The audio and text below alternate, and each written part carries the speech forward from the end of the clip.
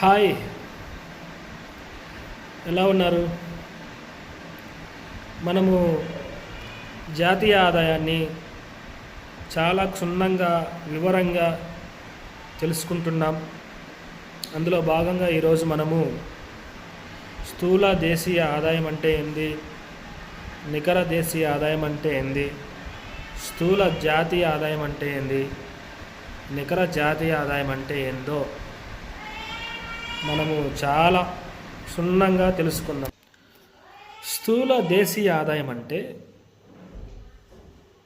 ఒక దేశ భౌగోళిక ప్రాంతంలో ఒక సంవత్సర కాలంలో ఉత్పత్తి కాబడ్డ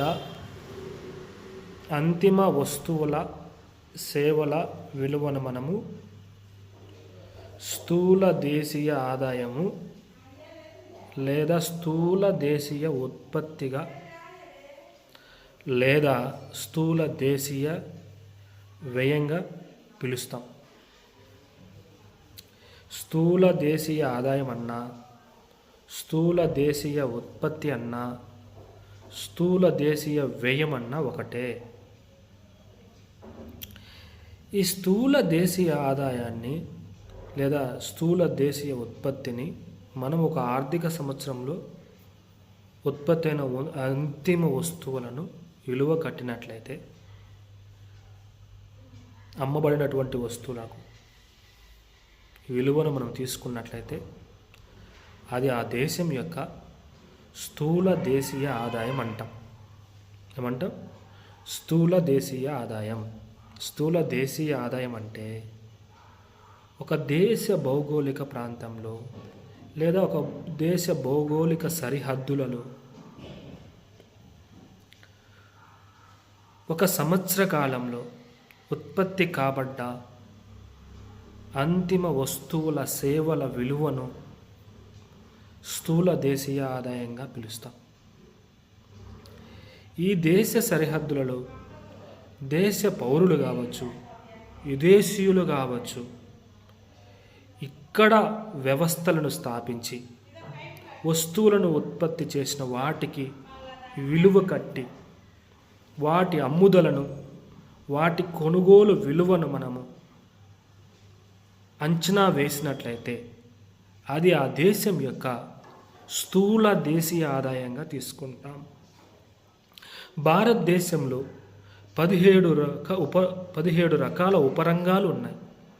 ఈ ఉపరంగాల నుంచి ఉత్పత్తి అయిన వస్తువులు మరియు సేవలకు విలువ కట్టి లేదా వాటి కొనుగోలను మనం తీసుకున్నట్లయితే అది భారతదేశం యొక్క స్థూల దేశీయ ఆదాయంగా తీసుకుంటాం. భారతదేశ భౌగోళిక ప్రాంతంలో వివిధ ఉపరంగాల నుంచి భారతదేశం యొక్క సరిహద్దులలోని వివిధ ఉపరంగాలు నుంచి కొనుగోలైనటువంటి అంటే ఆదాయం వచ్చినటువంటి లేదా వ్యయం కాబడినటువంటి వస్తువుల యొక్క విలువలను మనం తీసుకున్నట్లయితే అది ఆ దేశం యొక్క స్థూల దేశీయ ఆదాయంగా మనము తీసుకుంటాం. డియర్ ఆస్పిరెంట్స్, బాగా అర్థం చేసుకోండి. మన భారతదేశం యొక్క సరిహద్దులు సముద్రంలో 200 నాటికల్ మైల్స్ వరకు ఉంటాయి. సముద్రంలో ఉత్పత్తి అవుతున్న ఖనిజాలు, మత్స్య సంపద ఉత్పత్తులను, దేశ భౌగోళిక ప్రాంతంలో ఉత్పత్తి ఉన్న అటవీ సంపద, వ్యవసాయపు రంగం నుంచి వచ్చిన సంపదను, ప్రభుత్వ వ్యవస్థాపనలు, ప్రైవేటు వ్యవస్థాపనలు, విదేశీయుల యొక్క వ్యవస్థాపనల ద్వారా ఉత్పత్తి అయిన వస్తువుల కొనుగోలును, అమ్మకాలను మనమంతా ఒక సంవత్సర కాలానికి అంచనా వేస్తే దాన్ని ఆ స్థూల దేశీయ ఆదాయంగా తీసుకుంటాం. గుర్తుపెట్టుకోండి. అందువలన ఈ స్థూల దేశీయ ఆదాయాన్ని మనము సాధారణంగా జీడిపి అని పిలుస్తాం. జీడిపి అంటే ఆ దేశం యొక్క ఆర్థిక వ్యవస్థను అభివృద్ధి చెందుతున్న దేశమా, అభివృద్ధి చెందిన దేశమా అని తెలియజేయడం కోసం దాని యొక్క దేశం పైన జీడిపి ప్రభావం చూపిస్తుంది. ప్రతి ఆర్థిక సంవత్సరం బడ్జెట్ ముందు మనము సాధారణంగా ఈ కేంద్రం ఆర్థిక సర్వేని, ఆ సర్వేలో జీడిపి వాల్యూని క్వార్టర్స్ వైజ్ అంచనా వేసి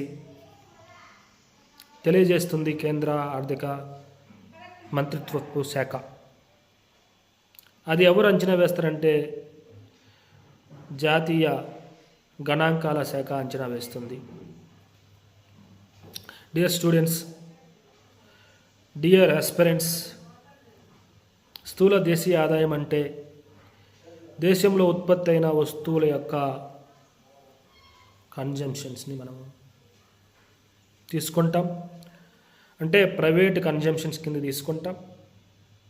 అలాగే గవర్నమెంట్ కూడా కన్జంప్షన్ చేస్తుంది ఆ వస్తువులను తన వ్యవస్థాపన కోసం, తన పౌరుల కోసం.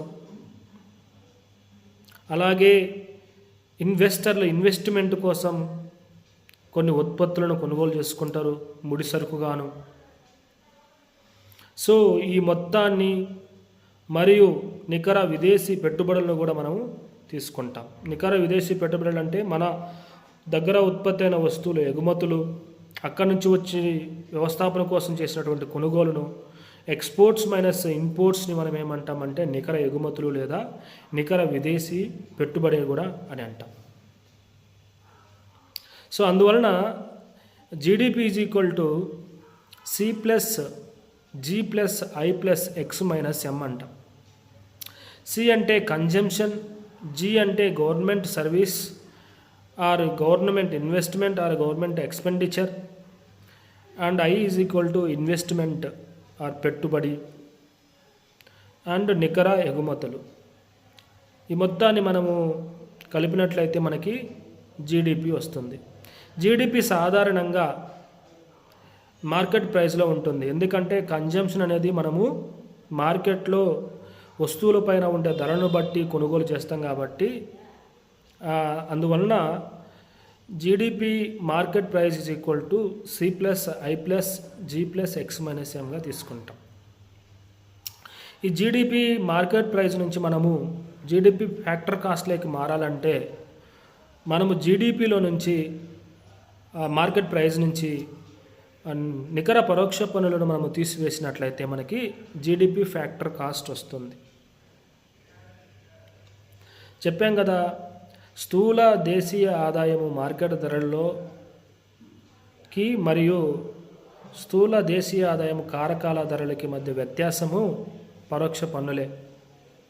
ఆ పన్నులు కలిపినట్లయితే మనకి మార్కెట్ ధరల్లో స్థూల దేశీయ ఆదాయం వస్తుంది. ఆ పన్నులను పరోక్ష పన్నులను మనం తీసివేసినట్లయితే స్థూల దేశీయ ఆదాయం కారకాల ధరలలో తెలుస్తుంది, ఫ్యాక్టర్ కాస్ట్లో తెలుస్తుంది. సో వాటి మధ్య వ్యత్యాసం మనకు ఓన్లీ పరోక్ష పన్నులే. వేటి మధ్య? మార్కెట్ ప్రైస్కి ఫ్యాక్టర్ కాస్ట్కి. దేశంలో వివిధ రంగాల నుంచి, సాధారణంగా భారతదేశంలో 3 రంగాల నుంచి వస్తువుల ఉత్పత్తులు మరియు సేవలను వాటి విలువ కట్టి వాటిని అంచనా వేస్తుంది. సాధారణంగా 3 రంగాలు, వాటిని ప్రాథమిక రంగము, ద్వితీయ రంగము, తృతీయ రంగంగా మనం పిలుస్తాం. ఈ ప్రాథమిక రంగంలో 5 ఉపరంగాలు ఉంటాయి. ద్వితీయ రంగంలో 4 ఉపరంగాలు ఉంటాయి. అండ్ తృతీయ రంగంలో 8 ఉపరంగాలు ఉంటాయి. టోటల్గా దేశంలో 17 ఉపరంగాలు నుంచి వస్తువుల ఉత్పత్తుల విలువను మనము తీసుకొని జీడిపిని అంచనా వేస్తాం. ఈ జీడిపిని ఎట్లయినా అంచనా వేస్తాం, లేకుంటే జీవీఏ విధానంలో కూడా మనము అంచనా వేస్తాం. GVA is equal to GDP. GVA is equal to gross value added అంటాం. ఈ gross value added is equal to gross value output minus ఇన్పుట్స్గా పిలుస్తాం. గ్రాస్ వాల్యూ అవుట్పుట్ అంటే సాధారణంగా ఒక వ్యక్తి, ఒక హోటల్ నడిపే వ్యక్తి తన దగ్గర ఉత్పత్తి అయిన పూరీల ధరలను అంతిమ వస్తువుగా తీసుకుంటాం. సో దానికోసం వినియోగించినటువంటి ఇన్పుట్స్ అంటే గోధుమ పిండి కావచ్చు, లేకుంటే ఆయిల్ కావచ్చు, అతని యొక్క శ్రమ కావచ్చు, ఈ మూటిని ఉపయోగించుకొని అతను కొన్ని 100 పూరీలు 100 ఇంటూ ఒక 10 రూపాయలు వేసుకున్నా, రూపాయలు పూరీలో ఉత్పత్తి జరిగిందనుకుందాం.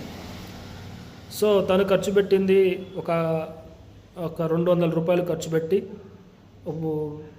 గోధుమ పిండి ఆయిల్ తీసుకొచ్చి తను ఒక 100 పూరీలు తయారు చేసి ప్రతి పూరికి ఒక ధర నిర్ణయించి 1000 రూపాయలతో, అంటే 1000 రూపాయలు తనకి వచ్చిన అవుట్పుట్ మరియు ఇన్పుట్ ధరలు అంటే 200 రూపాయలు, అంటే టోటల్గా 1200 రూపాయలు. దీన్ని మనము గ్రాస్ వాల్యూ అవుట్పుట్ అంటాం. ఈ గ్రాస్ వాల్యూ అవుట్పుట్లో మనం ఈ 200 తీసివేసినట్లయితే, ఇన్పుట్స్ తీసివేసినట్లయితే మనకు గ్రాస్ వాల్యూ యాడెడ్ విలువ వస్తుంది. అది మనం ఇంతకుముందు తెలుసుకున్నాం. జీవై ఈజ్ ఈక్వల్ టు జీడిపిగా కూడా మనం పిలుస్తాం సాధారణంగా. ఓకే, ఇప్పుడు ఈ జీడిపి మార్కెట్ ప్రైస్లో ధరను, ఫ్యాక్టర్ కాస్ట్లో ధరను మనము ఎలా చేస్తామో తెలుసుకున్నాం. అంటే GDP market price, GDP factor కాస్ట్కి మధ్య వ్యత్యాసము నికర పరోక్ష పన్నులని తెలుసుకున్నాం. సో జీడిపి నుంచి మనము నికర జీడిపికి, నికర డొమెస్టిక్ ప్రోడక్ట్లోకి వెళ్ళాలంటే, అంటే దాన్ని స్థూల దేశీయ ఆదాయం నుంచి నికర దేశీయ ఆదాయంగా మార్చాలంటే స్థూల దేశీయ ఆదాయంలో నుంచి మనము తరుగుదలను తీసివేయాలి. అంటే ఒక సంవత్సర కాలంలో ఒక దేశంలో ఉత్పత్తి అయిన వస్తువుల కోసం వినియోగించినటువంటి కారకాల యొక్క తరుగుదలను మనము స్థూల దేశీయ ఆదాయం నుంచి తీసివేసినట్లయితే మనము దాన్ని నికర దేశీయ ఆదాయంగా పిలుస్తాం. డియర్ ఆస్పిరెంట్స్, స్థూల దేశీయ ఆదాయం అంటే మీకు తెలుసు. స్థూల దేశీయ ఆదాయం అంటే మీకు అర్థమైంది. ఇప్పుడు మనము నికర దేశీయ ఆదాయం, దాన్ని మనము ఎన్డిపి అని పిలుస్తాం. నికర దేశీయ ఆదాయం రావాలంటే స్థూల దేశీయ ఆదాయంలో నుంచి మనము తరుగుదలను తీసివేస్తాం. ఏంది ఈ తరుగుదల అంటే, ఒక సంవత్సర కాలంలో కొన్ని వేల లక్షల వస్తువుల ఉత్పత్తి జరిగి ఉంటాయి. ఈ వేల వస్తువుల ఉత్పత్తి కోసం ఉపయోగించినటువంటి వస్తువులు లేదా మెషినరీస్ కావచ్చు, వెహికల్స్ కావచ్చు, ఇంకా ఏవైనా ప్రోడక్ట్స్ కావచ్చు, ఆ ప్రోడక్ట్ యొక్క తరుగుదలను మనము లెక్కగట్టి ఆ విలువను కూడా మనము స్థూల దేశీయ ఆదాయంలో నుంచి మనం తీసివేసినట్లయితే దాన్ని మనం ఏమంటామంటే నికర దేశీయ ఆదాయంగా పిలుస్తాం. స్థూల దేశీయ ఆదాయానికి నికర దేశీయ ఆదాయానికి మధ్య వ్యత్యాసము మనకు తరుగుదల. ఓకే, అలాగే స్థూల దేశీయ ఆదాయం మార్కెట్ ప్రైస్కి స్థూల దేశీయ ఆదాయం ఫ్యాక్టర్ కాస్ట్కి మధ్య వ్యత్యాసం నికర పరోక్ష పన్నులు. ఇవి గుర్తుపెట్టుకోండి. చాలాసార్లు అడిగిన క్వశ్చన్ ఇది. లాస్ట్ టైం గ్రూప్ 2 మెయిన్స్లో కూడా అడిగిన క్వశ్చన్ ఇది. మార్కెట్ ప్రైస్లో ఏవి కలిసి ఉంటాయి అని చెప్పేసి అడిగారు. కింది వాటిలో ఏవి కలిసి ఉంటాయని అనే క్వశ్చన్ వచ్చింది. నికర పరోక్ష పన్నులో ఎందులో కలిసి ఉంటాయి, ఎందులో తొలగించబడి ఉంటాయి అని కూడా అడిగినారు.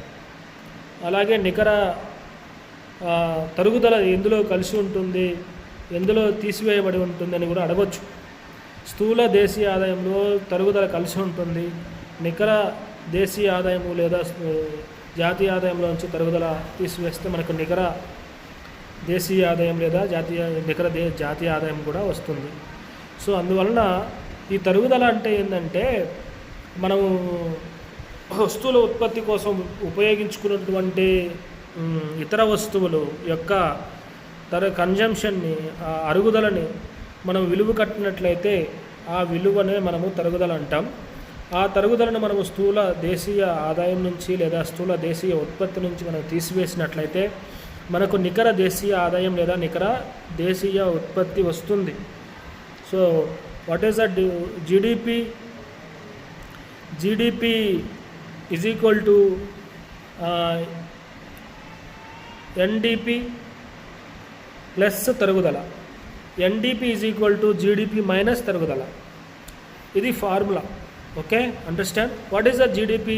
GDP formula is equal to C plus I plus G plus X minus M అంటాం జీడిపి. అర్థమైందా? ఇక్కడ మనం ఫార్ములా వేసి మీకు ఎక్స్ప్లెనేషన్ చేస్తాం. మనకు తెలుసు కదా జీడిపి ఎంపీ అంటాం. సాధారణంగా మనం దీన్ని మార్కెట్ ప్రైస్లో అంచనా వేస్తున్నాం.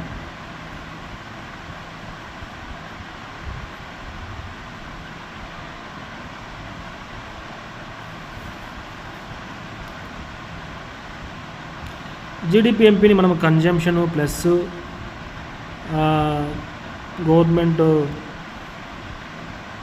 కన్జంప్షను ప్లస్ ఐ అంట ఇన్వెస్ట్మెంట్, దీనికి నికర ఎగుమతులను మనం యాడ్ చేస్తాం. C plus G plus I plus X minus M. What is X minus M is equal to ఎగుమతులు మైనస్ దిగుమతులు. దీన్ని మనము నికర ఎగుమతులు లేదా నికర విదేశీ పెట్టుబడి అని కూడా పిలుస్తాం. విదేశీ పెట్టుబడి అని పిలుస్తాం. నికర విదేశీ పెట్టుబడి అర్థమైందా? ఈ జీడిపి ఎంపీ నుంచి GDP MP market price is equal to మనకి జీడిపి ఫ్యాక్టర్ కాస్ట్ రావాలంటే ప్లస్ నికర పరోక్ష పన్నులు ఉంటాయి. నికర పరోక్ష పన్నులు. So GDP factor cost is equal to GDP MP market price minus indirect taxes, నికర ఇండైరెక్ట్ ట్యాక్స్ అంటే నెట్ ఇండైరెక్ట్ ట్యాక్సెస్.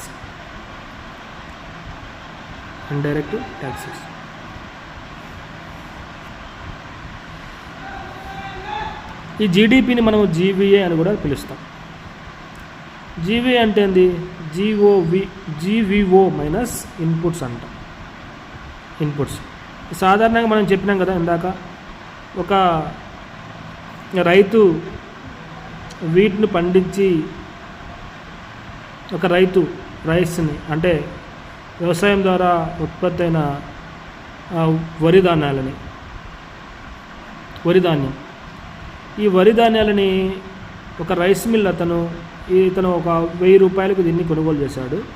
సో ఎంత ఇన్వెస్ట్మెంట్ పెట్టాడు? 500 రూపీస్ ఇన్వెస్ట్మెంట్ పెట్టి 1000 రూపాయల యొక్క ఉత్పత్తులను తయారు చేశాడు. రైస్ మిల్ అతను దీన్ని 1000 రూపాయలకు కొనుగోలు చేసి దాన్ని 2000 రూపాయలకు వినియోగదారులకు అమ్మడం జరిగింది. సో వినియోగదారుని వరకు జరిగిన మొత్తాన్ని మనము ఇట్లా తీసుకున్నట్లయితే సో 500 రూపాయలు, అలాగే 1000 రూపాయలు రైతు తీసుకున్నటువంటి 500 రూపాయలు. సో రైస్ మిల్ అతను 1000 రూపాయలు, అతని దగ్గర వచ్చినటువంటి వినియోగదారులు కొనుగోలు చేసినటువంటి వాల్యూ 2000 రూపాయలు. ఈ మొత్తాన్ని మనం అంచనా వేస్తే ఎంత వస్తుంది? 3500 రూపాయలు వస్తుంది.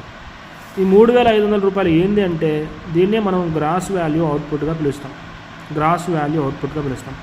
దీంట్లో నుంచి మనం ఇన్పుట్స్ని తీసివేస్తాం. ఇన్పుట్స్ ఏమంటే ఇక్కడ రైతు దగ్గర 500, దీని దగ్గర 1000 రూపాయలు, అంటే 3500 నుంచి మనం 1500 తీసివేసినట్లయితే మనకు 2000 రూపాయలు. ఇదే అంతిమ వస్తువు యొక్క విలువ అంట. దీన్ని మనము జీవీఏగా పిలుస్తాం. దాన్ని మనము ఈక్వల్ టు జీడిపి అంటాం. ఇలాగే జీడిపిని కూడా అంచనా వేస్తాం, ఈక్వల్ టు జీడిపి. సో ఇది అంతకుముందు మనం చెప్పుకున్నాం. ఈ విషయం గురించి మళ్ళీ ఒకసారి మీకు వివరంగా తెలియజేస్తున్నా. ఇప్పుడు ఈ జీడిపి నుంచి మనము ఎన్డిపిగా మార్చాలంటే, ఎన్డిపి అంటే నికర దేశీయ ఉత్పత్తి అంటాం. నికర దేశీయ ఉత్పత్తి నుంచి మనం చెప్పినాం. సో ఈ స్థూల దేశీయ ఉత్పత్తి నుంచి మనము తరుగుదలను తీసివేసినట్లయితే మనకు నికర దేశీయ ఆదాయం వస్తుంది. ఏంది ఈ తరుగుదల అంటే, ఒక సంవత్సర కాలంలో ఎన్నో వస్తువులను మనము వివిధ రంగాల నుంచి ఉత్పత్తి చేసి ఉంటాం. ఆ వివిధ రంగాలన్నీ కూడా కొన్ని లక్షల మెషినరీస్ని ఉపయోగించుకొని ఈ వస్తువులను ఉత్పత్తి చేసి ఉంటాయి.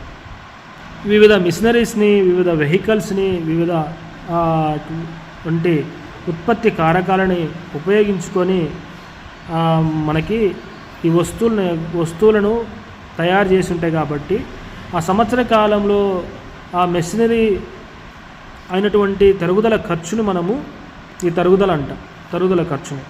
సో దీన్ని మనము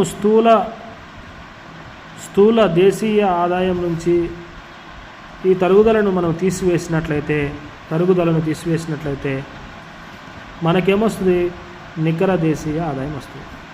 అంటే NDP MP is equal to GDP MP market price minus depreciation depreciation అంట. What is the GDP value? GDP value అంటే మనకు తెలుసు కదా, సి ప్లస్ ఐ ప్లస్